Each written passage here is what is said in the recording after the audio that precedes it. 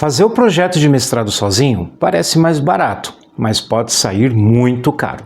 Eu sou o professor Ivan Guedes, mentor de candidatos ao mestrado, e eu estou aqui para ajudar na sua aprovação. Quando você está construindo o seu projeto de mestrado, você escreve, apaga, reescreve, duvida se está certo, não sabe se está alinhado com o edital, não sabe se a banca vai gostar, e quando percebe, perdeu meses, o prazo começa a fechar, seu projeto está todo misturado e a angústia começa a bater. Por isso que quem entra na minha mentoria não fica no escuro. Nós precisamos trabalhar de forma organizada e objetiva para evitar retrabalho.